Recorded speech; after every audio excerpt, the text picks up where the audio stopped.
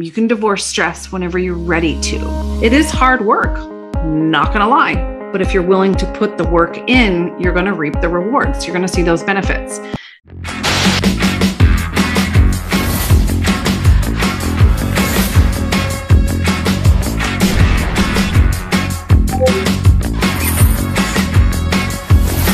Kim Ward coming back to you of the Break Free from Stress Challenge. Now, your job is to do the action step, see how it applies to your life, see how it will work its magic, and stick with that. Make that part of your routine and habits so that you start to change and evolve.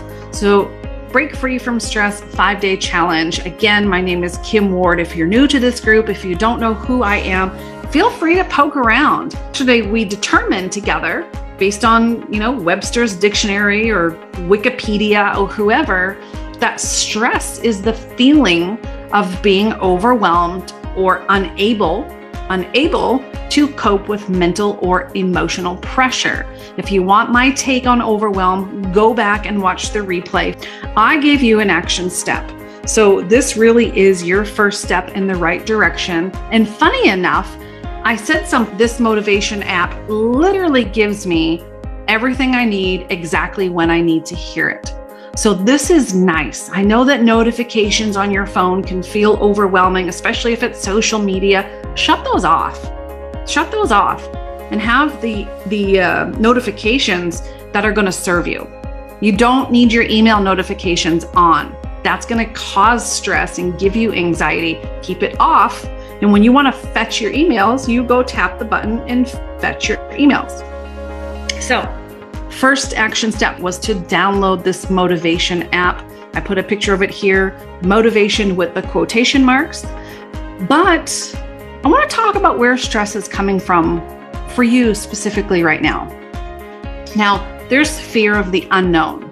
I'm going to tell you, our little baby girl came home today with her first wiggly tooth, but it's gotten to the point where it's barely hanging on by a thread, barely.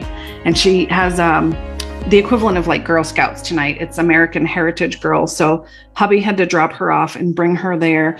And she sat here in tears and completely worked up and panicked and frantic and just totally emotional and really, really stressing herself out because the unknown of how this tooth is going to get yanked is really, really upsetting her.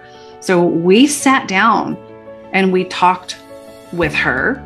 We let her watch a little YouTube video about what it is like when a tooth baby tooth comes out, and we're providing education and knowledge because most of that stress that you're feeling is really coming from the unknown.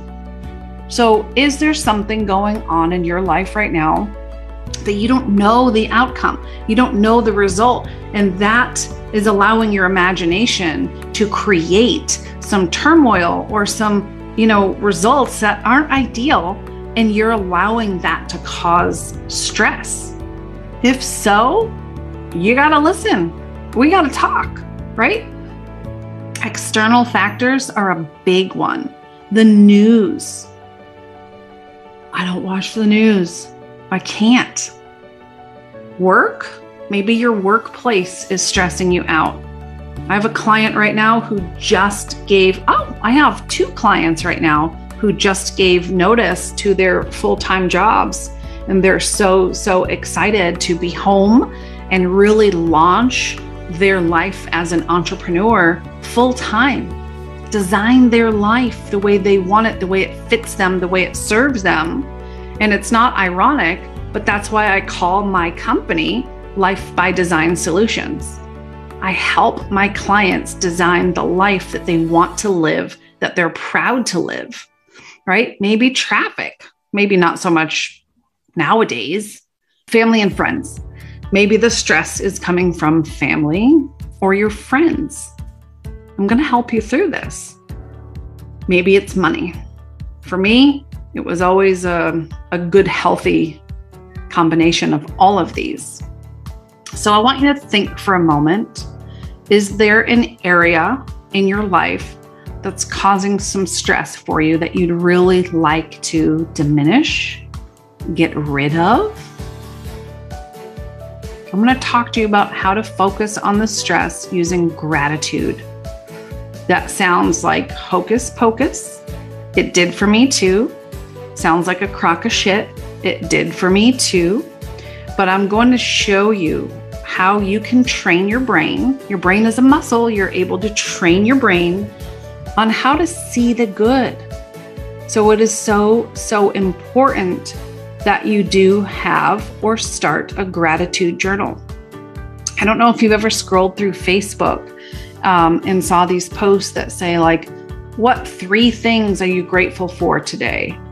You know, I don't really like the way that's done because it just seems like people just copy and paste it just to get engagement. I'm not a big fan of that post, but I will tell you, once I started to answer those posts every single day without fail, I started to smile more because I realized, wow, these are things that are taken for granted. These are things that I allow, right? And so do you. You allow the stress and the overwhelm to take over so that the gratitude, or where the gratitude should be going, it is like swept away before you even acknowledge it or realize it. Started this journal. It is a gratitude journal for someone.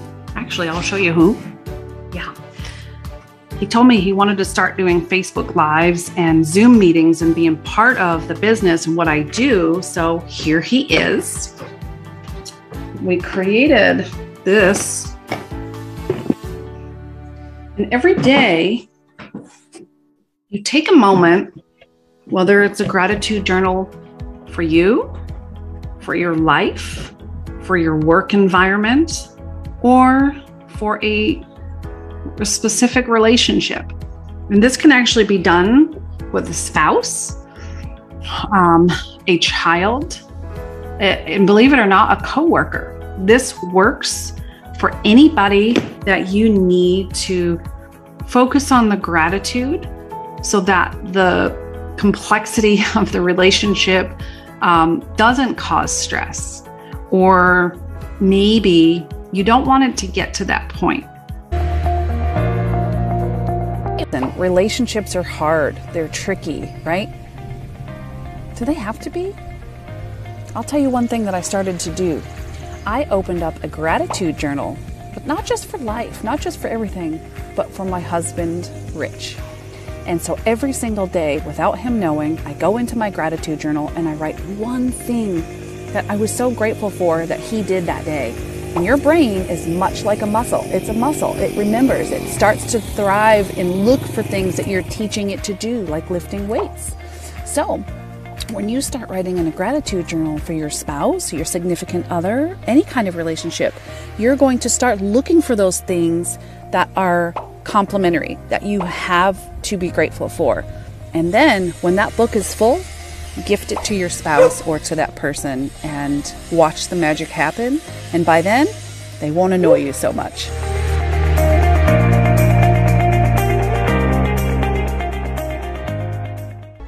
So every day, you're going to write something, just something that made you pause and show gratitude and appreciation for. See, gratitude is the readiness and the willingness to show appreciation for something. That's what gratitude is. So when you take a moment and document a piece of gratitude, you're training your brain to look for more of it. So if you happen to do that activity with a spouse, and that spouse, never takes the trash out, leaves socks and underwear everywhere, just does stupid things to annoy you, the more you focus on that, the more stress you're going to feel because you're focused on all of the negative things, right? When you're training your brain on how to look at that gratitude and things that are going right, you're going to appreciate it more and you're going to see more of that. So believe it or not, the action step that I want from you today is just to create, just to start it, just to make the decision and start. And I say journal, but if you don't have one, get a piece of paper And the reason why journaling is so effective is because when we write with pen and paper, I am so very much a pen and paper girl. It's not even funny. I write everything.